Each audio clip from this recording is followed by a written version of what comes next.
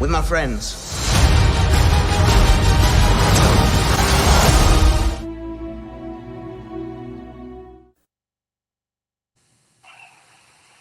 Hey, everybody.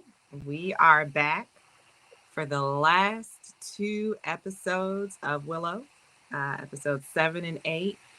Thank you, God. It's your girl Keem here with Aunt Gold. I'm free. I'm so free. I'm done. It's over. Obligation to Sam. We can see our families. We can eat. Oh, it was so hard, Keith. It was so hard. At least we struggled through together. Together. All right. It has been a long journey for our crew and for me and Aunt getting through these episodes. Woo! I gotta rethink my life, Keith. I gotta rethink my life. All right. So all right. Well, instead of going through a whole recap, can we just do like this is your show. This is your show. I'm just here. This is my home suggestion. Can we go through? It's our show. It's true. What we liked about this episode and what we didn't like about this episode. We're doing the last two episodes, Aunt. Wait, what? Oh, crap. That's right. I escaped a little bit last week and he caught me. All right. Never mind. Let's go. So you didn't take notes for last week's episode? Oh, my photographic memory. I got you. Never felt I'm good. Thank God. But we will try to whiz through it rather quickly. So we finally get to see Eric and what's been happening with him since he got abducted. He is in this mysterious land. He's kind of wandering around and, thinking that he's making progress, but then he ends back up in the same place. He finally meets this mysterious woman. And so episode 7 starts with the two of them getting acquainted. She's very aloof, very, I really felt like she was kind of negging Eric. Like, ugh, I don't care about you. You're not important. Oh, you're a king. Whoop-de-doo. Like that kind of thing, which I feel like was probably making him a little bit more intrigued. Like, oh man, this girl isn't interested that I'm a prince and important. She must have went on a dating app or something, or social manipulation. Oh, now I want her. The last girl that kind of turned me down was the girl that really wanted me. Oh, now I'm all into this. Right? Yeah. That's his thing. So they are they're sitting there kind of getting to know each other. Our group that is on their adventure, they have escaped the mountain. They found shelter. And are you with me, Aunt? Yeah. Oh, sorry. I might have disassociated a little bit just now. I realized I do that like several times throughout watching one of these episodes. I'll disassociate. So I'm sorry. I didn't mean to do it for you. Go ahead. I was scared that my internet went out and you were frozen because it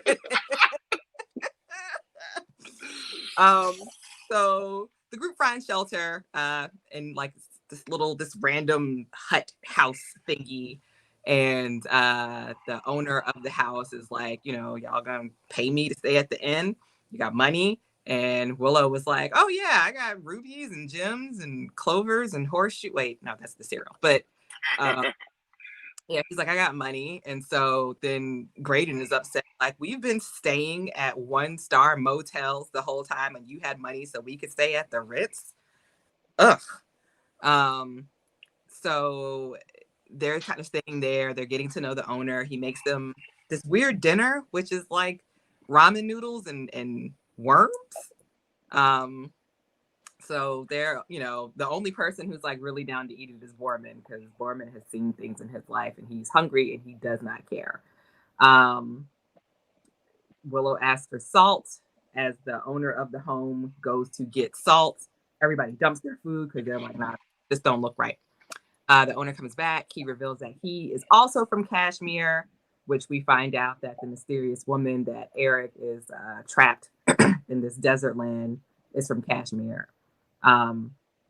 He used to be a paladin of Kashmir. And all of a sudden stuff starts happening where the guests start getting confused. He says that the group that he was with, they took the same path that the group Willow's crew is taking. And all that ended up happening was they never found anything, but they all ended up being very confused and turning against each other. And basically, the more they wandered, the angrier they got, and they all murdered each other except for him.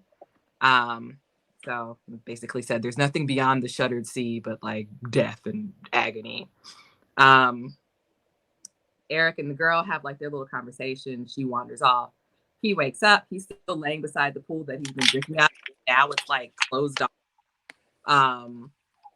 And he's like starts walking around trying to figure out where am I? What's happening? He finds the mystery girl again. She's at the doors, which are open. She wants to go in. He's still like, girl, you don't hear them doors whispering to you? No, we're not doing that. So she's like, okay, fine. But as soon as they walk back out again, the pool is back. And so he's basically telling her, hey, it's okay to drink from this pool. So they're like drinking from the pool. And I don't know. We find out that she's like from the order of the worm. Didn't she kiss him at this point? Was there a kiss in here? And he was like, no, I'm taken. She changed her mind and wanted to kiss him, and he was going to maybe they kissed for a second, and then he was like, no, I can't, I'm engaged. And she was like, all right, whatever. Baby, she kissed me. I didn't kiss her. It wasn't me. I was faithful. We find out that she's a princess in Kashmir. And she talks about how great Kashmir was. Like everything you ever want is always there. But she, for some reason, like wanted more. And that's how she ended up in this weird place. While our traveling crew is trying to figure, they're wake up to get breakfast or whatever, Graydon realizes that something is not right with their host. So he knocks him out. And we find out that it's some kind of weird wraith thingy that was like in a meat suit disguise. We find out that Borman is scared to actually try the Lux key in the armor because what if he's not worthy? And this whole time, like this whole thing, the whole reason why he betrayed or abandoned Mad Mortigan and all of that stuff was because he, in his heart of hearts, just knew that he was like the savior and he was supposed to be the one to wield this armor. Ant has thoughts. Go, Ant. Oh, no, I was just thinking that I don't remember any of this. And it's only been a week. I do remember that they had the mudfish thingy that was on the slide, and yeah. I really didn't have. I'm sorry. I know I did the beard stroke. Like I was having some serious things like that. I thought you were about to drop some poetry, and you were like, "As soon as we're done here, I'm gonna cook." This is what I'm gonna make. Yeah. No. So we have this, and this is again like their side quest journey. My real thought was just this whole show was another example of Disney making a series out of a movie, right? Like this seems like there was like movie parts in this, and they tried to, but they took the 3 acts movie structure, spread it out, and put other things in there, and don't really explain them, right? So I hate when movies or shows describe a place that I'd rather be than the place I'm at now.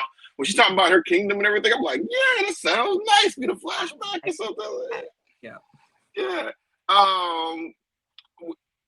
And I think also, if this was a movie, we'd have seen Eric kidnapped like 20 minutes ago when he's back in this other thing. And now it's like, there's been a couple of weeks since I've seen Eric.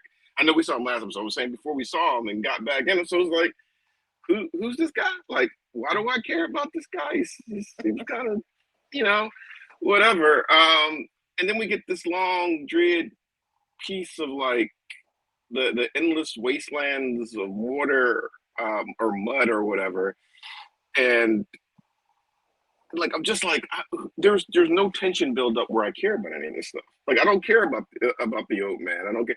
I cared more about the mud thingy that was pulling them than I did Eric and his adventures of drinking, deciding to drink slime from Ghostbusters. That's what it looked like. Remember that slime that was underneath the sewers? I wrote that in my notes, Aunt, from Ghostbusters too. It was the ectoplasm stuff that was running. Great minds, or that camera I have in your living room. Either way. We'll talk after this. It's funny. Yeah. Carpathians. They bring this line. Okay, so she's a princess. So they basically run away. Now they're being chased by this wraith thingy. All of a sudden, Allura really knows how to like yield the wand, and you know she's Aloha Mora, and all of a sudden, Graydon is doing magic too. Yeah, that came out of nowhere again. Where Graydon just and I distinguishedly like my flute's a wand, and I can just cast it, and it was like what? Who's I never care about who's writing something. Like I rarely care about who's writing a movie or show. I had to stop and look who wrote this crap. And it is what is it? Jonathan Peter Kasdan, who's written the Solo, Star Wars movie, First Time, Roadies, 5 episodes of Dawson Creek, and Freaks and Geeks. Oh, the one episode of Freaks and Geeks. Huh? I said 5 episodes of Dawson's Creek explains everything. All of this, it really does. And yearning for each other. You're right. Huh? I said it makes sense. It does. And the next thing he has coming up is Indiana Jones and the Dial of Destiny. They will not get my money. I also wonder, was he like the consistent writer for every episode? Because all of these also feel like there was somebody, a different person was in charge. Could be. I think I saw earlier he had a writing credit on every episode, even though there's some episodes where there was someone else inserted in there. So he could be right. Because who knows what a writing credit. Be like, you know what? Give him Iron Man armor. Oh, that's a great idea. Writing credit. It's very yes and this whole thing. So like all of this whole battle thing is happening, and you're really not as it's not very intense or anything. I mean, there's stuff happening, but you're still just kind of like, and somehow like in the midst of this, Allura starts sensing that the Lich is coming. Oh yeah. And like she's getting these visions, and something is talking to her, which wasn't happening before. But she says something is happening. So they escape danger. They've got their mudmander Kenneth pulling them on. Kit and Jay try to have yet another like sweet moment, and Kit is expecting a kiss, but instead of a kiss, she gets slapped. So you know that's not going well for them. Are we talking about the training montage moment where everybody started to train? It was right before the training montage. We find out that Graydon has like him and Willow have a talk where Willow's like, "What's up with the flute?" And he's like, "I don't know. Because the writers don't know." Yeah. I feel like at some point, either the writers planned on him to be also magical or something like that, and maybe they forgot. At some point, it's like, oh, we need to add this in at some point. Just have him essentially shoot a lightning ball. Really? No training? No training at all for this stuff? We're good. Okay. He's had it in him in the background the whole time. We just didn't see it. And so basically from that, we learned you don't necessarily need to have a wand. You can just have some kind of magical conduit, like the wand that Allura has inherited, or Willow's staff, or Graydon's flute. This is when we get the training montage where Willow and Allura start training hard and, you know, showing each other no mercy. Willow can shoot consecutive kinetic blast from his wand now instead of like one thing and pass out. Where was that the last couple of weeks? He is spamming fireball or whatever, and to no ill effect. He doesn't look drained. He doesn't look like he's struggling or anything like that. And he's knocking her down, so it's force behind it. Where was that, Willow? Where was that? Maybe. And then Graydon joins in, you know, and they're all training together. They're just wax on, wax off, wax on, wax off, doing. And Kit, the likable person she is jealous that Allura is leveling up and decides she wants to fight too. Level up too. Yeah, she wants to level up too. And again, we get another like kiss that's written like it's the first kiss moment. Did they forget these guys kissed like the second or first episode in her bed? Like, why every time they're acting like they haven't kissed before? They've never had the chance to kiss yet. Like, I think it's just like she kissed her in her bed. Oh. The episode where they were gonna escape because she wanted to marry Graydon, wakes her up with a kiss. Oh, I thought it was a hover, and then something happened where they had to. You know what?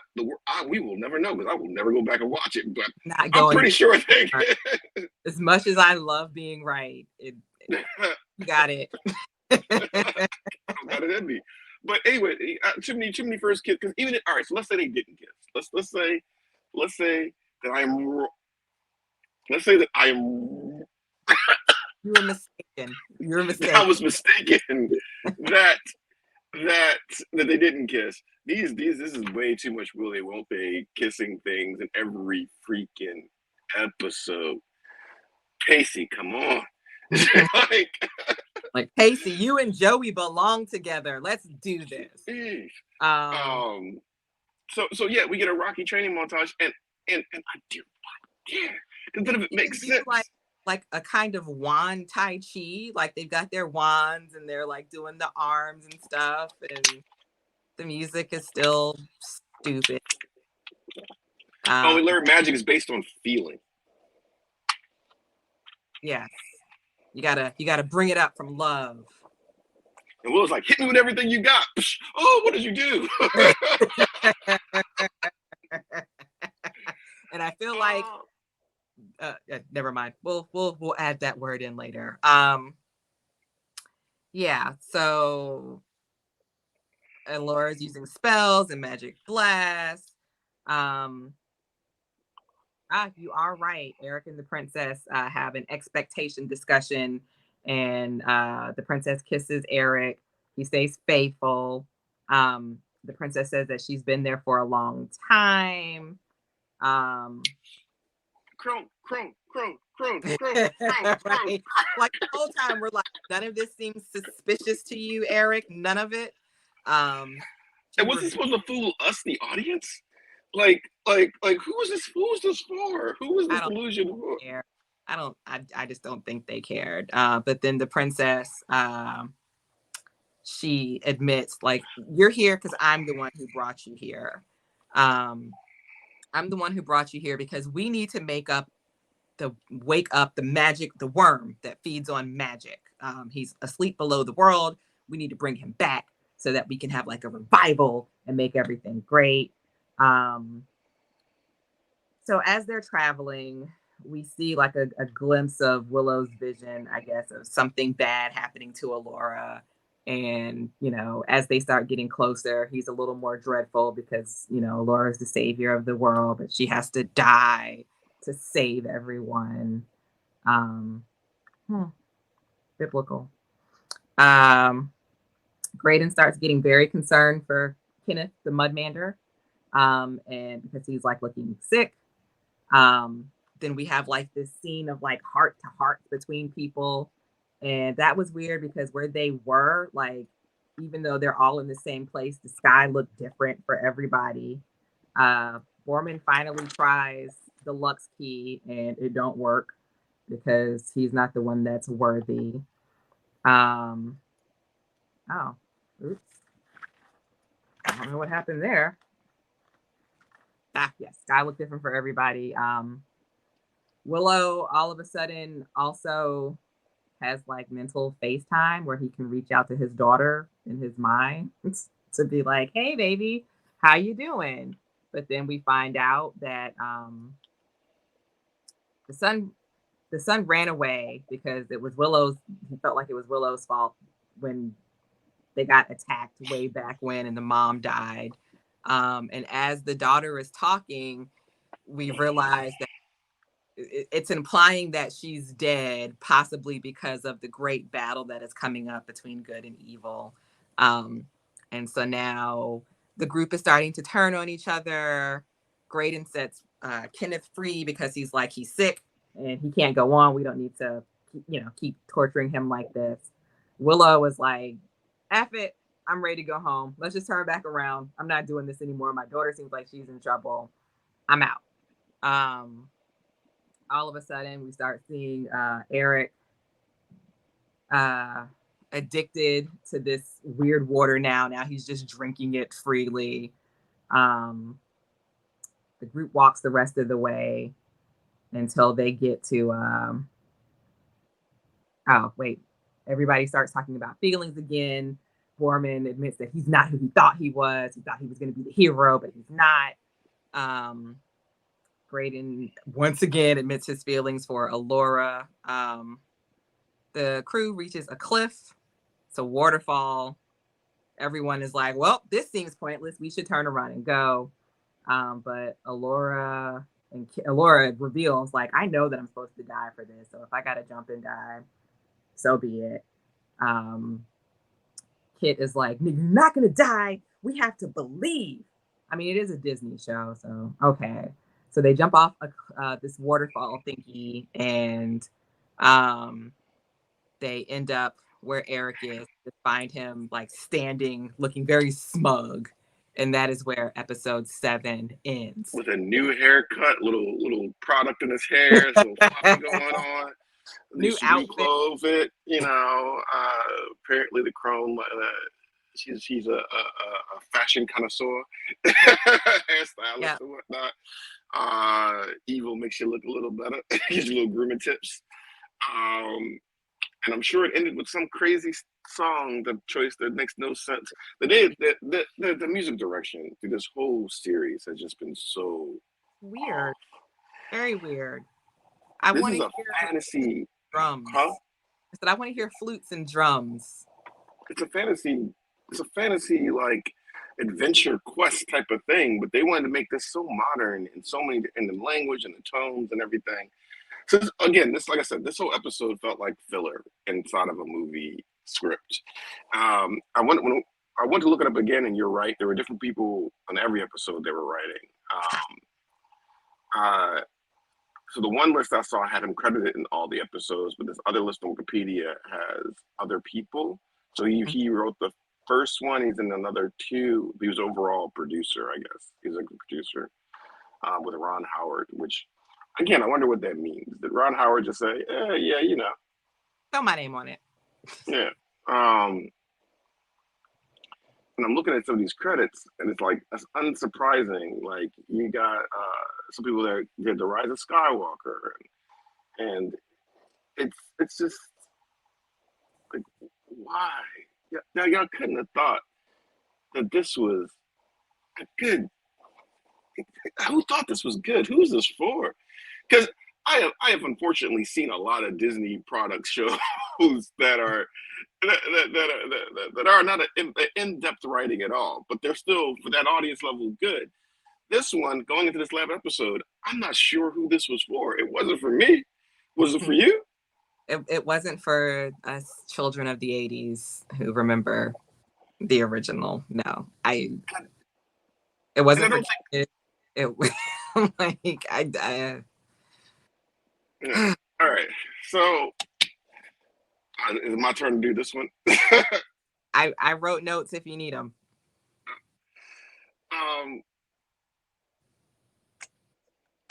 Episode 8, the end of the journey, the Mount Doom of everything, and or we have our epic heroes go in and back to back, Kit and Allura. They're two people that don't dislike each other most throughout this whole adventure. Besides Kit and Borman, who she always tries to get killed or sacrificed or leave behind or something. But she's a close number two. They're surrounded by the Mennonites. No, not Mennonites. Cenobites. They've been chasing them this whole time. It's the Mennonites are a religious that make awesome pancakes. We will not disparage their name. I am so sorry, because I was also thinking about like BDSM nipple clamps at the same time with some of their rigs. I don't know. And hey, I apparently am in the rating for this episode. This episode did some stuff that was like, what? So you go in there, they're back to back. Her brother's talking to him like, hey, sis, hey, I'm your older brother. Just come with me and talk. Oh, there's no choice. Just come with me and talk. Come with me and talk. They decide they have no talk and they go. Then we go back to the waterfall, and Willow's trying to pull some stuff like, hey, maybe we're not supposed to go. This was always a fight. This was their, not ours. We've done our part. We did our part. We walked all this way. I said I was going to take you here. I didn't say I was jumping up from nowhere. And Freckles goes, no, it's her job to protect the universe, and whose job is protect Lauren? Whose job is to protect her? It's my job. I really just want a clip of them all dying.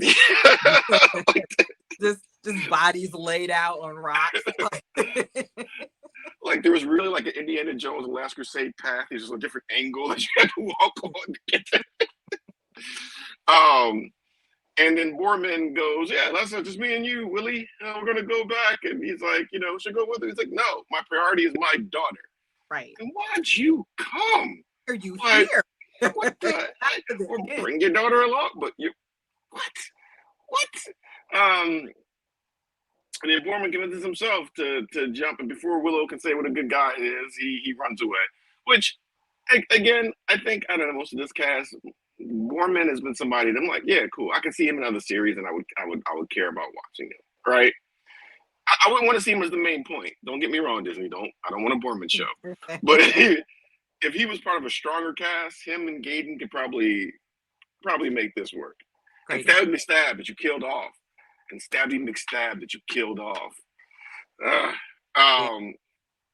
I was frustrated by this because I was like, Willow is leaving. Willow is dipping out like me when we all hang out, and the hangout is supposed to be over, and y'all are like, where are we going next? And I'm like, all right, y'all, this is great. I'm gonna see you. You gotta go feed the dog. You don't have a dog this week, kid. But I have something to feed. Which is come home and take a nap. But like, no, it's called Willow. How you not gonna be there at the end, Willow? Look, Disney does not like its grandfathered in male heroes. I am convinced. Like, why is Willow a coward again? Right. What?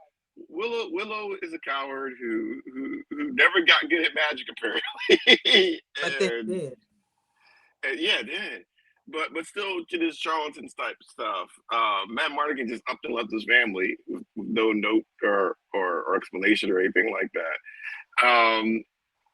And really, y'all should have just recast Val Kilmer's character. We could have seen an older Matt Mardigan. It could have been somebody else. But they did give a voice. I mean, it wasn't his voice. It was his Val Kilmer's son's voice. But oh, really? Yeah, you didn't read the article I sent, huh? Nope. Yes. It was Val Kilmer's son. I knew that all along. I feel like there's a Scooby-Doo episode. Young man Kilmer, yeah. So they get this temptation type dream. So Allura gets to talk to Kit's mother, Sorsa. And they meet the crone, who is like young and beautiful, and so they're like, "You're the crone," and she's like, "You're the only person that can call me that without dying." But yes, I am. And so then they all get mesmerized by the light, and they walk into the light, and that's It's a where, garden party. I mean, it looked lit. It did. I ain't gonna lie. I was, but they all get their temptation. So, and Laura gets to have the family she was wanting, gets to marry the prince she's been chasing, and uh, Kit gets what? Let's get Her tempted. mom is like, I've been wrong this whole time. I've wanted you to be a princess. You should really just be an adventurer and go live your own. My bad, honey. Yeah, scissor to your heart's content. I meant cutting paper. She likes cutting shapes on people. Yeah, just craft. Scrapbooking. Yes, crafting. Craft to your heart's content. Craft it real. And so this is all the temptation stuff. Boorman, Graydon, and Freckles. Jade. Yeah, they're making their way to the gate and trying to figure it out. They're gonna pick the lock, and Boorman's turned to stone. Apparently, that's something the Crone can do in this dimension. So he's stone. They don't get the lock open, so they're all stone. Then what breaks the spell? Was it willpower? Was it force of conviction? Was it the love of your friends? No, Zordar realizing, Eric, you an F boy. I'm not really feeling you. So I don't want to marry you. Do I want to go? I think you just talked yourself out of this. Do I? But I like how she tried to throw the creepy vibe on him, as if that's not the same thing he's been doing this whole time. You're just not into it anymore. Yeah. But girl, I'm creepy for evil, and it's a different kind of creepy. Yeah, and so Eric becomes the problem in this episode, and the spell breaks, right? Or does Willow come in and save him? I can't remember. Yeah, I wrote notes and I don't know. Let's see. Kit breaks from the spell when she hears her dad. Like, her dad is like, okay, listen to me. Oh, you're right. with you on the inside. And you're better than me. you're better than me. Sorry, I had to leave you. But that breaks her out of the illusion. But then she gets turned to stone. Then there's the wedding. Alora's walking down the aisle. She's looking for Kit. She doesn't see her. She snaps out of it and is like, I don't want to marry him. We good. I'm Alora, MF, and Danon, the most powerful wizardess in the world. Cut it out. Yeah, so that's when Willow comes in, and let's back up. So Crone tries to kind of talks down to Kit, like, I wanted to get both grandkids, keep my set and all that stuff, but I guess some people just can't be helped. Look at all these undead I'm about to raise, and I'm about to go havoc on your city and everything like that. So what did you think about the Val Kilmer's kid's voice during that interaction with Kit? It's all right. I mean, did it give you that Mad Mardigan kind of fix you needed for the show to come back, or? No. Me neither. I kind of felt like they could have just killed Mad Mardigan off. I don't know how old Val Kilmer's son that was doing this voice work is, but I almost wish that he had stepped into the light and it just preserved him in time or whatever. And so then they could have Val Kilmer's son come back and be like, it's me. And I look a little different, but, kind of like a younger version of myself, because I've been here encased in carbonite or something. I don't know. And that would be an interesting character. You have this kid who has the swordsman skills of a 60-something, 70-something-year-old, but he's in a kid body and is the greatest swordsman in the world again. And let's see how that interacts. But his love is an elderly woman. She's not that old. Look, it's hard for me set up. It's hard to tell, but either way, in that moment when Alora's like, no, I don't want to do this. That's when the crone is like, oh, okay, well then you're all gonna die. But then Willow comes back and is like, no.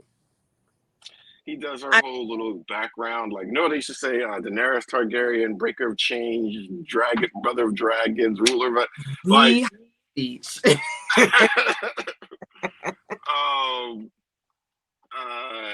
And a fight ensues. You see the crone as her full self or decrepit self, and she's throwing out bitches and stuff in this. And I felt like the Willow show was like the Key and Peele spit was like, and I said, yeah. I felt like that was the Willow writers. It was like, this last episode, nobody's watching this.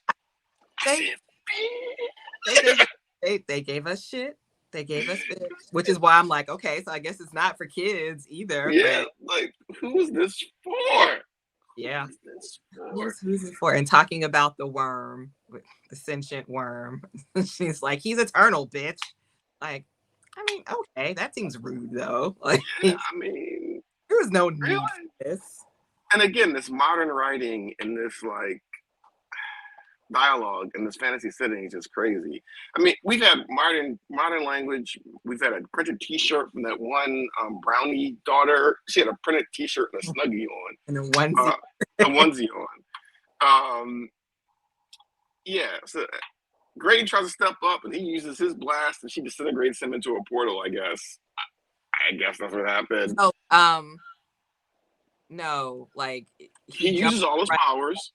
All his power. He's like, I got this, little lady. I know you're the savior of the world, but I'm gonna do it with my flute. And yeah, she whips him into the light, and so bye Graydon.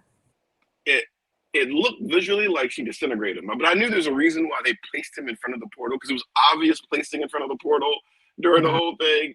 And so it was so obvious that you would think in real life, no, it'd be like, you're like, Key, let's box. And I go, I'm gonna position myself right next to this, hold on, window, right? And, all right. and it was, yeah, but instead, and why not double team this crone, this witch? Double team this witch. Like, why are you fighting? Why are y'all saying and taking y'all get a fighting one by one, one-on-ones and stuff? Like this ain't honorable. And then the breaks the wand, breaks the wand, like, and we knew that they never respected that wand. That was like any original characters in Disney nowadays. Legacy characters gone, and like, that's a family heirloom. What? Like, that's an antique, and you broke it. Also, a waste of the word bitch. People, you should have said bitch when she broke it. Bitch, please. Another thing going back that I was like, he's asking weird questions, and I'm sure there's a reason for this. When Eric and Alora were like sitting on their little blanket in the fake park talking, and he's like, magic, huh? And he's like, so can you fly? Can you like shoot stuff out of your fingers? And she's like, no. But when we get to this final battle where all is lost and blah blah blah, Alora basically has to, like, gather the magic inside of herself and feel the love, and she does start shooting magic from her fingers, and the crone can fly. Yeah, and we knew flying was coming in for some of them, but I thought when the crone flew and had the Lovecraftian tentacles, I thought Alora was gonna Matrixy fly too. No, instead she did this weird, like, she had this cocky look on her face, and then she did this weird, like, yeah, it was like dance thingy. We've all seen Suicide Squad. That's not what she did in Suicide Squad. I don't know. Girl, are you about to get Lucy? Like, just yeah, cut it out. You're no Scarlet. She was trying to add something, and I'm not even gonna blame the actors, because you're giving what you're giving. You know what I mean? But you blast my boy Flash Thompson out the story plot. I don't care. So anyway, she defeats the crone, but Eric goes in for a kiss, and the girls are like, "Ew, ageism! Why would you kiss that old?" Okay, but she wasn't just old; she was like disintegrating before your eyes. Like, did you see her mouth when like? Yeah, it was kind of rough. It's kind of like meth heady, and how come evil automatically gives you bad teeth? Like Eric got it too, and he got like automatically goes teeth back. Evil does not have a dental plan. No, and I thought they were gonna make Eric just a full-on bad guy for the rest of this story. I mean, I guess they kind of did. They gave him a star. I was like, yeah. But then the crone possessed in him because he's gonna conquer worlds, and he was already super strong. She's taking on Jade and Kit, and crap. What happens? Oh, I forgot. I brought this up about. I just watched this. Borman goes, "I'm not the one." Look, also people, play some D&D.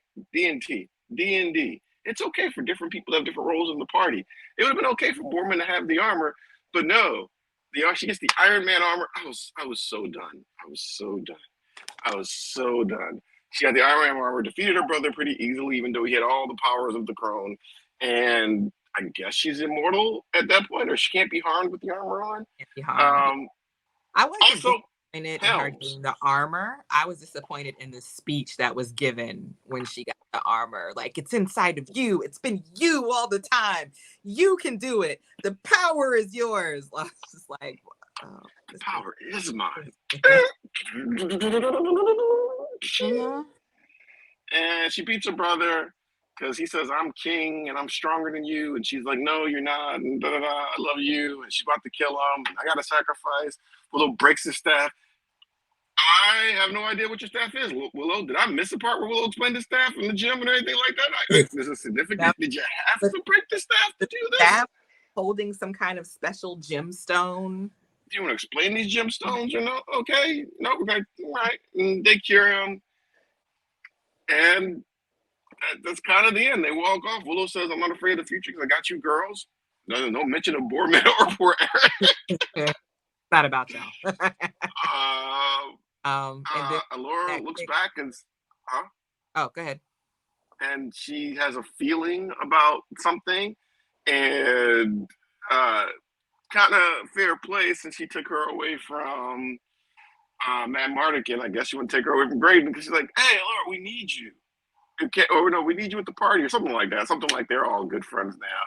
And they go off, and you get a scene of Graydon waking up in the battlefield that Willow broke up in his vision. And there's a bunch of dead bodies. Like, look at this set design. It's more interesting of a story. And he sees Honora saying, "Oh, I'm here my armies, and I've been waiting for you." With cleavage. I said with cleavage. I did not see any cleavage because what? Hey, these look like underage people to me. I'm sure they're not. I'm sure Jay's been a teenager for like at least 10 years in roles. So I don't know, but I How did you cleavage. I literally did not see any cleavage because I'm trading myself well.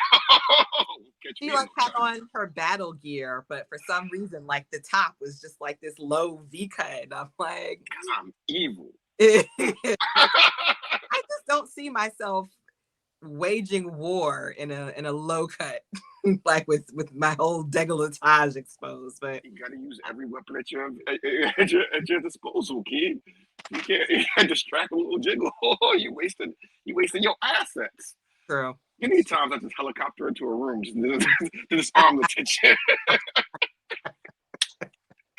I thought this was going to be the episode. We'd make it through without JVS. No, they said, bitch. I am well in my right and this show's not deserved because just like episode 8 of this show, nobody's going to watch that. Nobody cares about the end of this series. But that is not what offended me most. They did the awkward song thing and the flash out with the drawings, but these mofos had the nerve to close the book and put it in the shelf as volume 1 of 3. These cocky. You decided to end your series on a cliffhanger. So either Disney guaranteed you, no matter what the numbers are, you're at least getting a second season, You're coming back, or you thought this was good and you should never work again. I have missed my calling. I could write better stuff than this. Where's the? How do I get in? I could have saved your show. I probably had half the budget. I could have done this show for y'all. Done it for 3 beers and mocktail. Give me a weekend, 1 bar, and where you not writing all that on himself. Oh yeah, I need somebody to write it for me. But I'll give you a show that's gonna be entertaining as heck. Well, either way, people tune in. That volume 1 of 3, you had the nerve to end your season on a cliffhanger. And you know what? Poor Warwick. I don't even blame you, man. I don't even blame you. You had such promising career, and you kind of got shafted by how the advertisement for First Willow came a cult favorite. But yeah, man, you deserve better. You deserve better than this. And your acting wasn't totally on point, but I don't think your script was probably on point. So what can you do? What can you do? Everybody can't be in Denzel that can turn a F movie to a B movie. You know what I mean? It doesn't work that way. So I'm sorry, man. I'm sorry, because I think this was like your last shot to go returning this character in a way that did it justice, and instead they gave you a mishmash. I generally think that if this was made maybe 10 years ago, this might have been something good. There was something good in here about these characters. I could not recommend this to anyone. Not even like so bad you gotta see how bad it is. I hope when the world ends and then they're rebuilding, this is lost media. But the way the world works, will probably be the only thing left of Willow. They'll enact it. Like they won't even have it to watch, but they'll have the script to reenact. Yeah. I'm sorry, I talked way too much. What are your thoughts about this ending? I mean, it's done. We'll see if it gets renewed. We've probably got a good year and a half before Sam kidnaps our families again. Forces us to watch season 2. Do what you will. I ain't not season 2. Look, I'll come at the end and tell her, hey, please, Papa, save me. What I gotta do? You want me to cut off a hand? You want me to Wish Widow season 2? No. That's my life.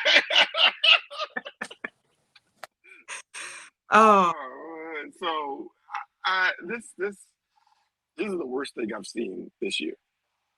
Wow. That's fair. So what letter grade would you give it? The whole series or just this episode? It's the same. An F. An F. An F. An F. What is an F? E. This is an E. This is an incomplete assignment. What, Mr. What is his name again? Kasdan. What did you turn in? This is not, punctuation is messed up. There's no indentation. You didn't use 1 comma. What is this? No, you need to redo it. Except this is the end of my semester. You haven't been in class for like 3 weeks straight. I'm not wasting my time giving you extra make up this grade. There is no makeup. There is no season 2 that's going to save this piece of crap. I'd have to see a mass firing. I thought. Honestly, I'm thinking these Disney shows, maybe the problem is they put it over like the Disney Channel writers to Disney Plus. Like, oh, you wrote these, kind of kid shows and they worked on that level, but they've been, no, kids your shot over here. I thought that's what was going on. No, you're just picking people with like little credits or bad credits to like nepotism, some of this stuff. Why? Why do you hate us so?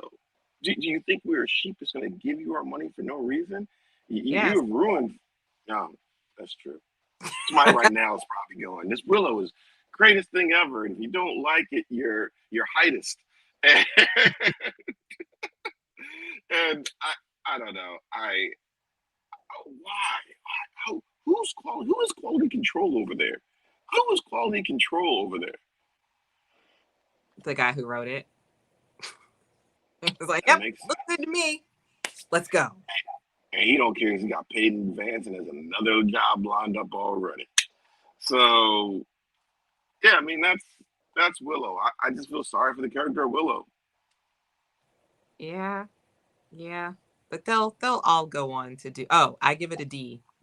Only because I don't know that I gave any episode an F. So, averages. But I could have done without it in my life. We could have just had the movie, revisited it occasion. This could have been this could have been a movie. This could have been like an hour and a half movie. That's how much story you had. That's how much story you had for this. Or a Willow Christmas special. I would have enjoyed just seeing them in the Shire celebrating their version. Hey, Willow, man. And then you don't even have to show Val Kilmer. Val Kilmer could have been like late trying to get there with presents or something.